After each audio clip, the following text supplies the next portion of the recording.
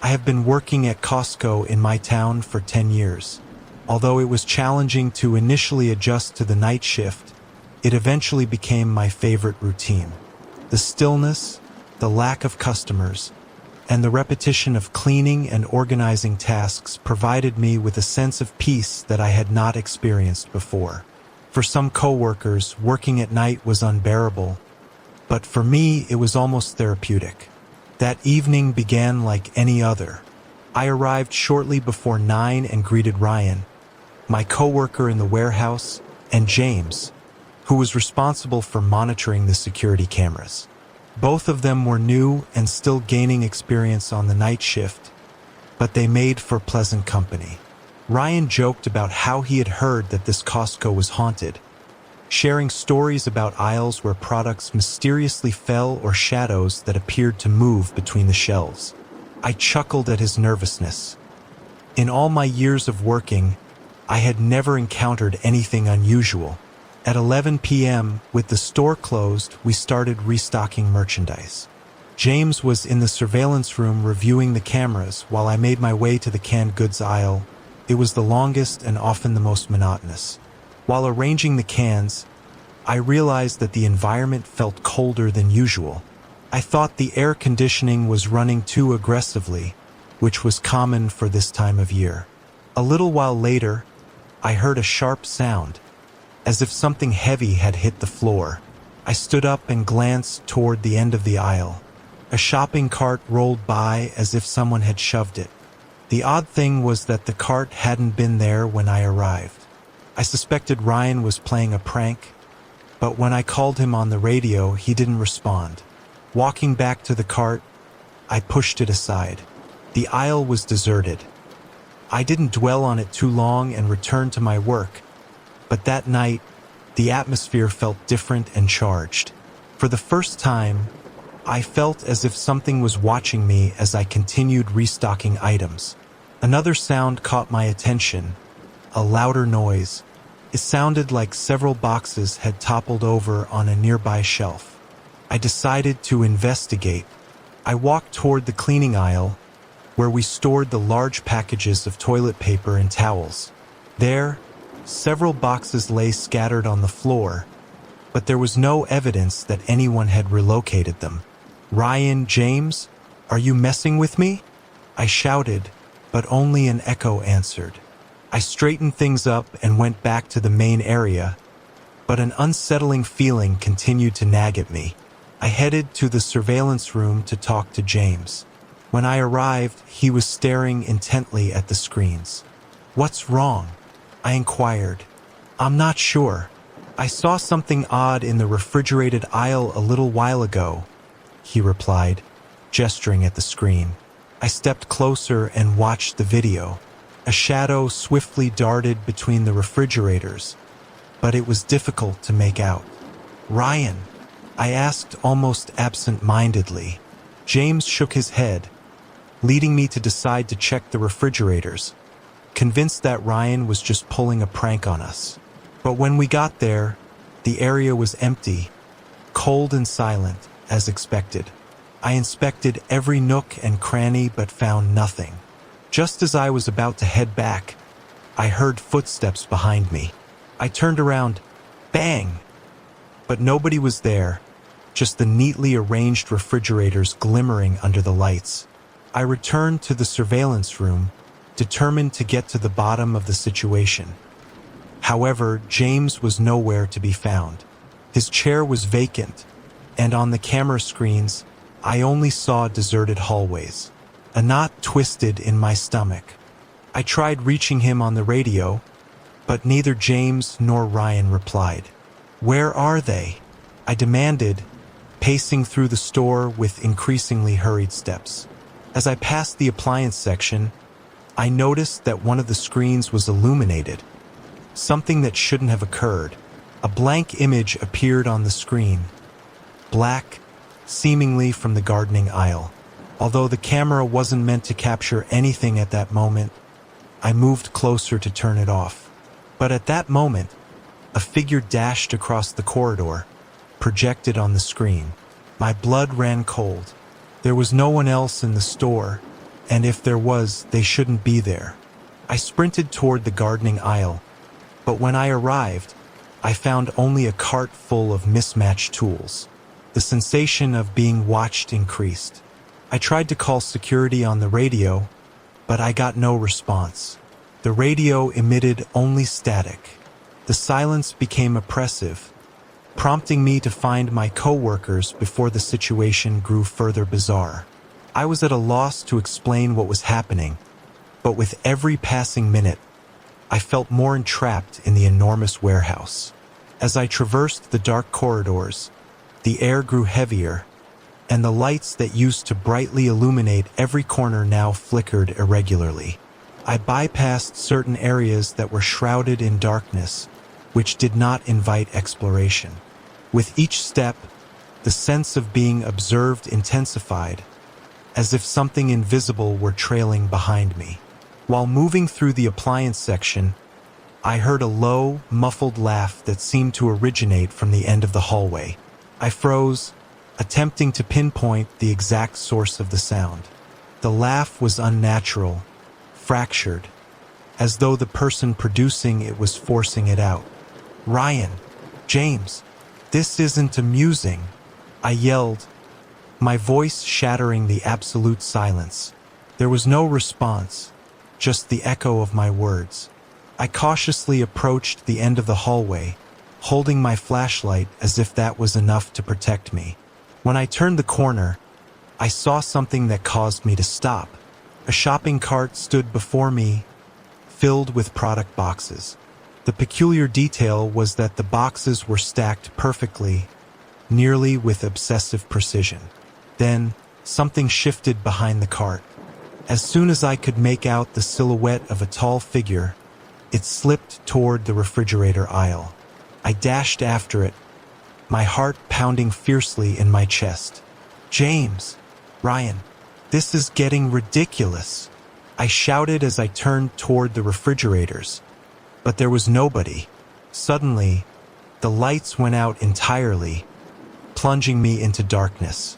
Only my flashlight permitted me to see a few meters ahead. I heard rapid footsteps, but I couldn't ascertain their origin. They grew closer and then retreated, as if someone was running in circles around me.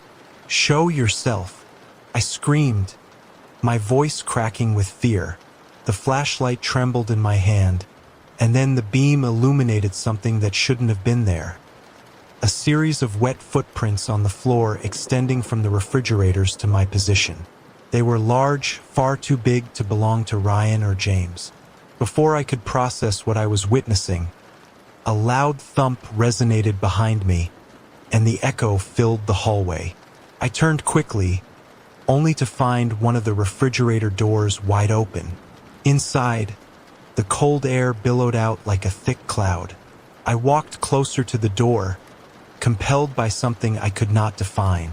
But before I could peek inside, a cold hand landed on my shoulder. The chilling contact froze me. My body refused to respond, felt as if I were nailed to the ground.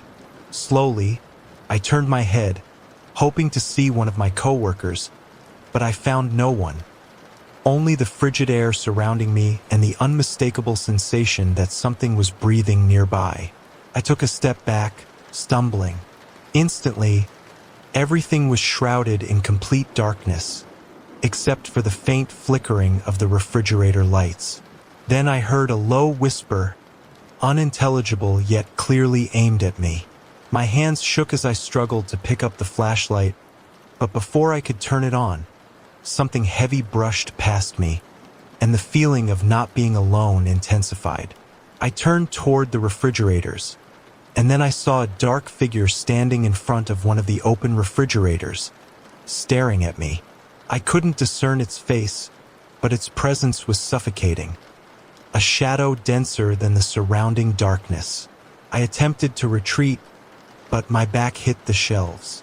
The figure began to approach me slowly, its footsteps echoing like a sinister drum on the floor.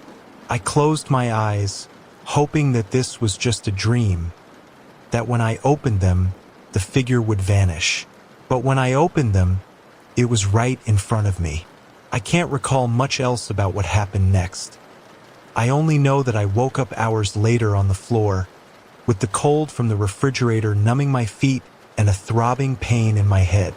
My coworkers were missing, the lights were back on, and Costco appeared deserted. When I looked for Ryan and James, I couldn't find either of them. According to the manager, they had left before me that night, but deep down, I knew that wasn't true. The security cameras were inexplicably malfunctioning, and the footage showed nothing unusual. I never returned to that store, but every time I pass by a Costco, I can't help but glance at the lights, hoping to see the shadow of that figure that haunted me forever that night. If you are enjoying the stories, don't forget to like, comment, and subscribe.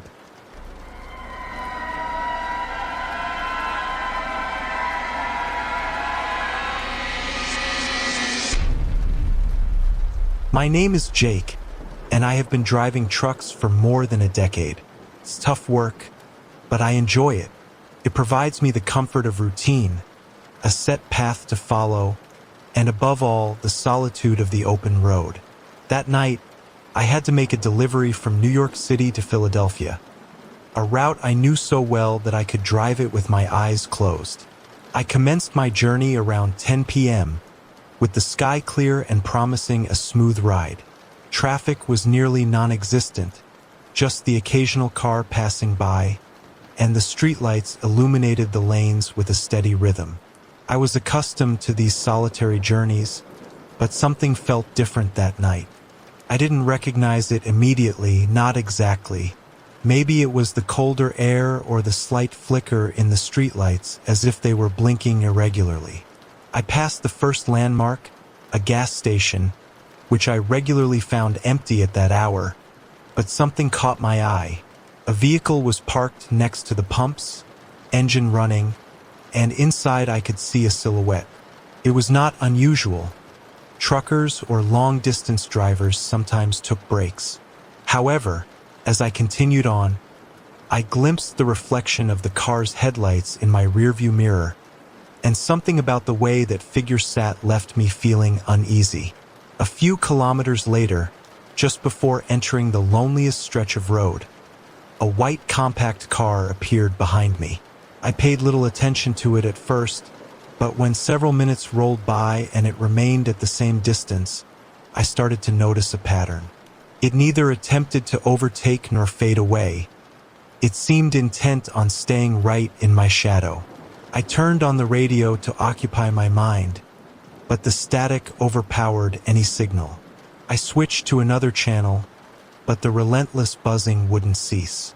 It's just interference, I told myself, although I couldn't shake the feeling that something was off. The white car remained behind me, maintaining a distance that felt meticulous. I peered into the rearview mirror more than I should have, searching for any sign that it would pass or veer off, but it didn't. Its quiet and unwavering presence began to unsettle me. I accelerated slightly, hoping that my truck would outpace it, but while it wasn't fast enough to gain significant distance, the car adjusted its speed, staying a short distance from my rear bumper. I attempted to reassure myself that it was just another motorist on the road. There was nothing strange about it. However, moments later, I reached the tunnel in the overpass, and there was always something comforting about that part. The echo of engines, the brief stretch of covered road, and the closeness of Philadelphia. Yet, upon entering, I sensed that the air felt different, heavy. The white car was no longer following, or so I initially thought. When I looked back and didn't see it, my relief was short-lived. Exiting the tunnel, however, I spotted the car lights in my mirrors once more, but it wasn't behind me. This time, I saw it cruising slowly in the opposite lane going the wrong way. My heart raced. I recognized it, the shape, the headlights, the white exterior. I must be exhausted, I told myself, searching for logic. There was no possible way the car could be in front of me if I hadn't traveled through the tunnel simultaneously. But there it was, I passed by, clearly seeing the driver, an unmoving figure with hands resting on the wheel and a face obscured in shadows. As I continued forward, another odd occurrence began to unnerve me. The road signs appeared to repeat themselves. First, a sign indicating a detour for maintenance, then another displaying the distance to Philadelphia.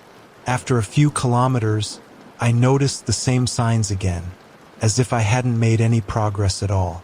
The road is under construction, I mused. Maybe there's a detour I overlooked. When I checked my GPS, a knot twisted in my stomach. The screen displayed a static point, suggesting my truck wasn't moving. No way. The tires were in motion, and the engine revved, but it was as though I was ensnared in place. The white car reappeared behind me, perfectly in sync. My heart raced as it pounded in my chest. This was no longer just a monotonous drive. Something or someone was toying with me on this road. I fought to keep calm, convincing myself it was merely my imagination, nothing more, but that idea didn't stand much longer. As I proceeded, the signs grew increasingly peculiar. A warning about rock slides appeared not once but 3 times within 5 minutes. I was keenly aware of where I should be, yet everything pointed to the fact that this was not the case. The road remained deserted, and my phone signal had vanished. I moved my device from side to side in search of a single bar. Nothing. The radio was futile. I resolved to pull over. Perhaps a brief respite would clear my thoughts. I parked the truck on the shoulder, turning off the engine. The surrounding darkness was suffocating, almost tangible. I sat in the cabin, taking deep breaths. No cars were passing, not even the faint sound of the highway. I turned on a flashlight and opened the door, stepping out cautiously. The cold was sharper than I expected.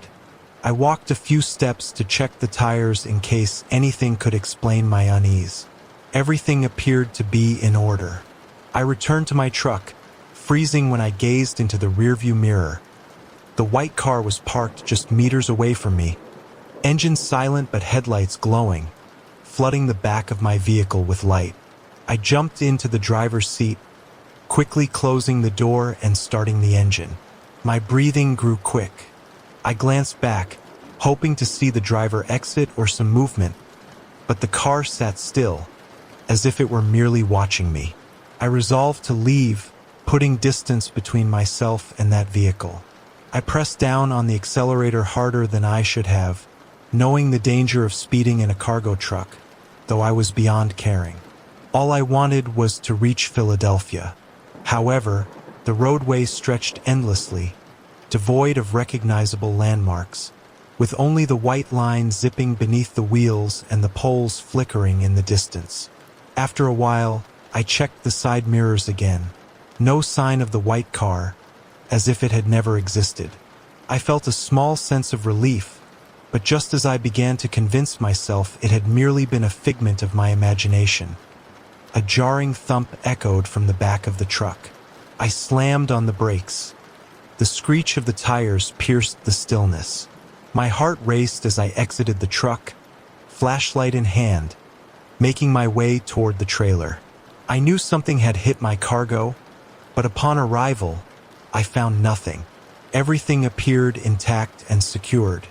However, when I turned to return to the cabin, I was startled to see fresh footprints in the earth adjacent to the tires of the truck.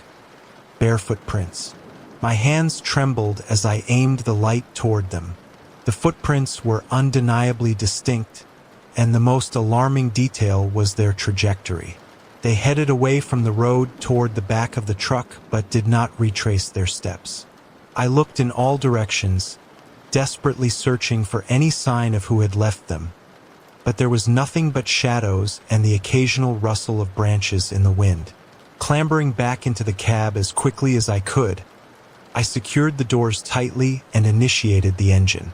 Yet, something was amiss. The dashboard light flickered, the engine coughed, and reluctantly started, as if something were holding it back. Clenching the steering wheel tightly, my knuckles turned white from the pressure. I understood I couldn't remain there, not after what I had seen. I proceeded cautiously, wary that any move might provoke another blow to the rear. But shortly after setting off, the highway lights started to malfunction.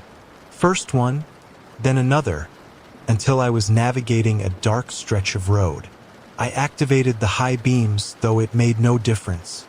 That was when I spotted the figure, a few meters in front of me, standing in the center of the road.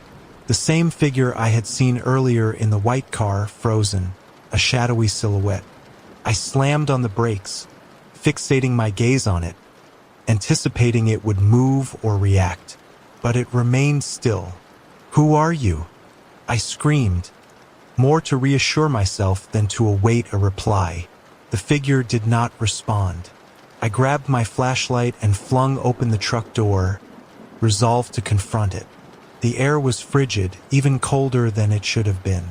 I walked toward the figure, my light flickering in my grasp. But when I was just a few steps away, it began to shift. Not toward me, but around itself. It moved from side to side, as if inspecting me, but its motions weren't natural. They were unnaturally rapid, almost fluid, as if it were gliding rather than walking. My chest tightened as I retreated toward the truck, but I stumbled and collapsed to the ground. The flashlight rolled away and went dark, leaving me enveloped in complete darkness, hearing only my own hurried breathing and the thunderous thump of my heartbeat. I sensed a weight behind me as if something were creeping closer. Struggling, I turned, and the last thing I caught a glimpse of before rising was a flash, two eyes glimmering in the dark. I crawled toward the cab, hoisting myself clumsily back inside and revving the engine for what felt like the first time without hesitation. This time, without glancing back, I pressed the accelerator as hard as I could. The truck lurched forward, albeit sluggishly, but sheer terror propelled me. I sensed it, something was in pursuit. Although I couldn't see it, I knew it stalked me. The lights on the dashboard flickered more urgently, and the roar of the engine merged with a strange sound, a low growl resonating through the air. I accelerated without a backward look. Each kilometer felt eternal, but at last, I beheld a toll booth's lights glimmering in the distance. It was like a beacon amidst the darkness, the promise that this nightmare would soon end. My heartbeat began to calm a bit, even as I felt that constriction in my chest, as though something invisible continued to track me. When I reached the toll booth, I slowed down and halted before the barrier. The attendant exited his cabin, a graying man clad in a reflective vest, a cigarette perched on his lips. He appeared unfazed, as though my condition didn't faze him at all. "Everything all right, young man?" he inquired as he approached. I struggled to find words, staring at him with wild eyes, unable to articulate my experience. I managed to barely verbalize a concern about someone tailing me. The man regarded me calmly, turning to glance at the road behind me. "There's no one here, fella," he noted, gesturing toward the empty road. I turned quickly, bracing for the sight of the white car or the figure lurking in the shadows. But there was nothing, just my truck and the deserted road behind me. For a moment I felt foolish. Perhaps I had been imagining things. Maybe the fatigue and monotony of the drive had played tricks on me. The attendant raised the barrier, allowing me to pass through. I distanced myself from the booth, feeling a sense of calm, though fear's remnants lingered in my chest. I continued on for a few more kilometers, and when a small illuminated stop appeared, I resolved to stop and catch my breath. I shut off the engine and stepped out of the cabin, allowing the crisp air to clear my mind. The sense of security was palpable, now that I was under the glow of a streetlight. I swung open the rear door of the truck to check the cargo one last time. Everything was just as it should be, nothing was out of place. I leaned against the side of the vehicle exhaling deeply. I scanned the area around me. The bus stop was deserted, yet it felt welcoming. The streetlights flickered softly, and the sound of crickets disrupted the silence. I finally felt safe. I climbed back into the cabin, preparing to complete the job. As I ignited the engine and adjusted the mirrors, that's when I spotted movement inside the trailer in the rearview mirror. I quickly turned my head, but saw nothing. The space was unoccupied, just as I had left it. I checked the rearview mirror again, and a chill coursed through my veins. There was something in the cabin behind me, simply a shadow, a human outline, but enough to freeze me in my seat. I couldn't move. The figure remained motionless, but I felt its breath as if it were mere inches from my neck. Suddenly, the engine roared to life as if it had a will of its own. The rearview mirror shook, and the figure vanished as if it had never existed. But the fear lingered. I wasn't alone. I knew it.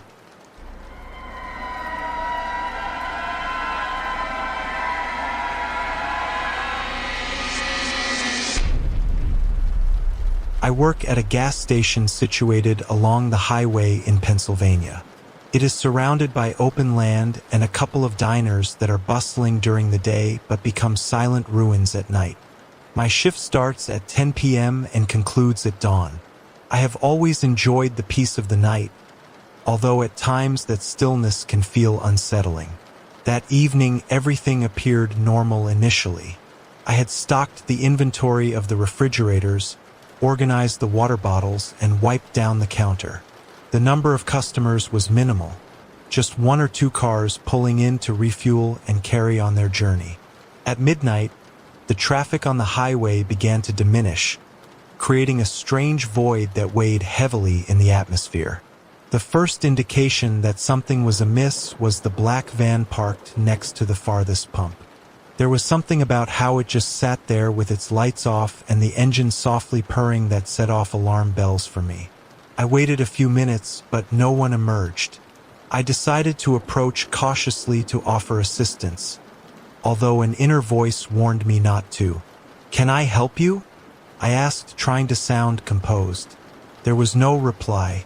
The tinted glass reflected my face under the gas station lights. Suddenly, the passenger window lowered slightly, and a deep voice responded, "Just let it go." Something about his tone made me uneasy. He wasn't aggressive, but he was also not inviting. The engine continued to run, and even though I couldn't decipher what he wanted, I chose to head back to the counter. While attending to the register, I peered out the window, and for the next 15 minutes, the truck remained completely still. As the minutes passed, the black truck continued to sit there without any movement, just the steady hum of the engine. I tried to ignore it and stick to my routine, but an unsettling feeling gnawed at me. I checked the security cameras from the monitor in the office. From there, I could see that the driver hadn't gotten out and didn't seem to be doing anything at all. I decided not to take any further action and focused on the next vehicle, a gray sedan that rolled in around 1 a.m. The driver was an older gentleman with thick glasses and a wrinkled shirt. He filled up his tank and approached the counter to pay. "That truck's been there for a while. I don't like its vibe," he said. "It hasn't done anything odd." I lied, aiming to mask my own restlessness. "He's probably just resting." The man frowned but didn't offer anything else. He left, and I was left with my thoughts once again. I checked the clock. It was 1:15. Suddenly, I saw on the cameras that another car had arrived. A white compact parked near the same spot as the truck. Two men exited the car, both wearing hooded sweatshirts. Although the warmth of the night didn't warrant that attire, I figured it was none of my concern. From my position behind the counter, I watched as the two men approached the truck. They lingered near the driver's side window, exchanging words that I couldn't make out. One of the cameras captured them from above, and I noted something that heightened my anxiety. They frequently glanced towards the store, as if verifying that I wasn't watching them. My heart raced as I saw one of them reach into his sweatshirt pocket and pull out something shiny. I couldn't make out what it was, but the gesture was quick and anxious, as though they were trying to avoid detection. At that moment, I regretted not having called the police earlier, even though I had no concrete evidence to report. I chose to pretend I hadn't seen anything and made my way toward the back of the store, out of sight. From that vantage point, I heard a sharp knock, a sound that rang as if the truck door had been forcefully closed. The silence that followed felt even worse. I cautiously approached the counter and noticed that the men were nowhere to be found. The compact car remained, but the truck had shut off its engine and lights, leaving it dark and still. Meanwhile, the compact car's headlights remained illuminated. I tried to redirect my thoughts and focus on something else, but the sense of danger grew stronger. I decided to check the cameras again for any sign of the men that had just left, but they were now invisible both inside the store and around the vehicles. I returned to the counter to dial the police, but the line was dead.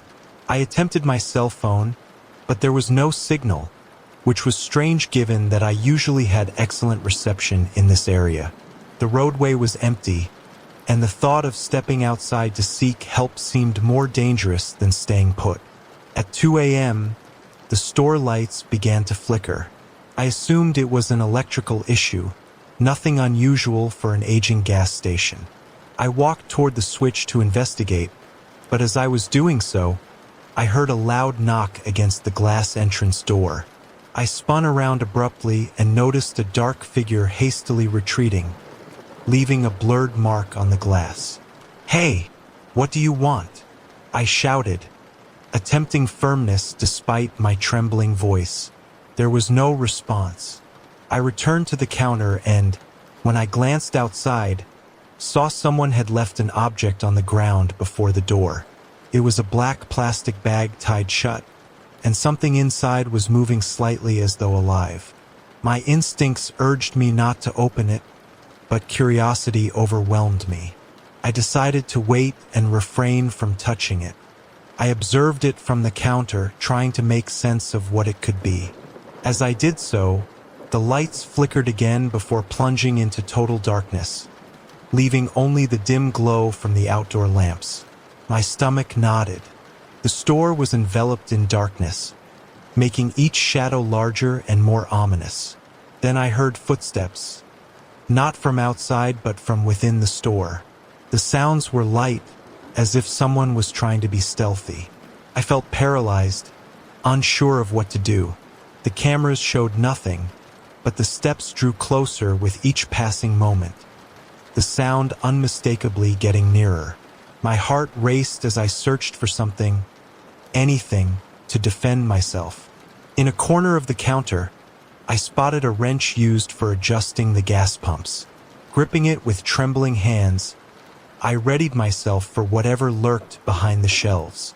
The silence became thick and oppressive, as if the entire place held its breath. I moved cautiously toward the corridor where I thought I heard footsteps.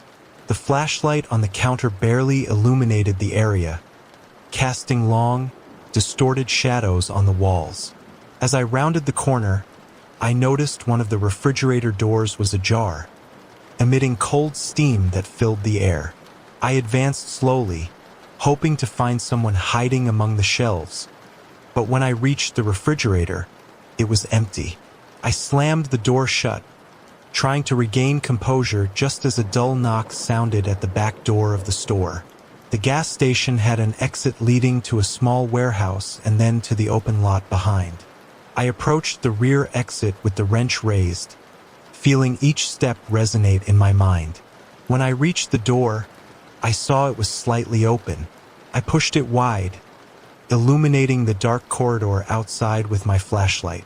Under the dim glow of a streetlight, I spotted a man in a hood holding something in his hands. "What do you want?" I yelled, feeling my voice quiver. The man offered no response. Instead, he took a step closer, dropping an object to the ground.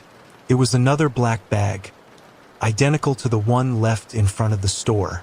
Something inside it was moving, sending chills down my spine as I stepped back to maintain my distance. Before I could react, yet another knock resounded at the main entrance. I dashed toward the counter, and through the cameras, I noted that the compact car had vanished, but the black van remained with its engine running. In front of the entrance stood two more figures that had joined the man with the bag, blocking any path of escape. I was cornered. I couldn't flee or call for help. I had only the wrench and an empty store that seemed to shrink around me. As I grappled with what to do, the lights flickered once more, and knocking erupted from all directions. The main entrance, the side windows, and the back door. The cacophony of knocks became deafening. It felt as if they were attempting to break down every door and window at once. I grasped the wrench tightly, searching for some advantage. My gaze fell upon the emergency console next to the counter, the one controlling the valves for the gas pumps. I recalled something we'd learned in training. If the main valves were closed and the pumps ceased receiving fuel, it would render the entire system inoperable for at least 1 hour. Quick, I thought. They wouldn't be able to get what they came for. Perhaps that would compel them to leave. With trembling hands, I pulled the lever that engaged the emergency lock. A mechanical click rang out, and the pumps shut off instantly. The knocking at the back door abruptly ceased for a moment. The silence that followed was far more terrifying than the noise. I then heard quick footsteps retreating, and through the cameras, I glimpsed one of the men getting back into the black van. The other two lingered by the entrance, watching me through the glass. My breathing came in irregular bursts as I contemplated my next move. It was at that moment I noticed something on the floor next to the counter. A slightly open black bag, its contents visible. I bent down without relinquishing the wrench and revealed what was inside. A phone with a live camera running. A chill washed over me. This wasn't just an attack. It was calculated, a trap designed to capture my reaction. Perhaps they anticipated that I would flee or attempt to defend myself, but now that I was aware, I wouldn't give them the satisfaction. I rose and carried the bag to the center of the store. I faced the cameras and then the men outside the glass, allowing them to see what I was doing. I ignited a lighter that I kept on the counter for customers who purchased cigarettes. The flames flickered against the black plastic of the bag. If they wanted a show, I'd give them one. I tossed the bag into a metal trash can adjacent to the counter and watched as the flames started to consume it. From behind the glass, I noticed how the men began to move anxiously. One of them attempted to open the door, but it remained locked. The other yelled something inaudible, and they both rushed toward the truck. I witnessed them scramble inside, and within seconds they sped off, leaving a cloud of dust in their wake. Silence returned to the gas station, interrupted only by the crackling of the burning bag. I extinguished the fire with a fire extinguisher and checked the cameras. There was nobody else, just me left amidst a messy store and a night that seemed eternal. I picked up the phone that had been abandoned in the bag and switched it off. I didn't know who it belonged to, but my instincts told me it would be best not to keep it. When the first rays of daylight broke, I closed the store, called my supervisor, and requested a day off. I had no idea what those men were up to, but something told me they wouldn't return.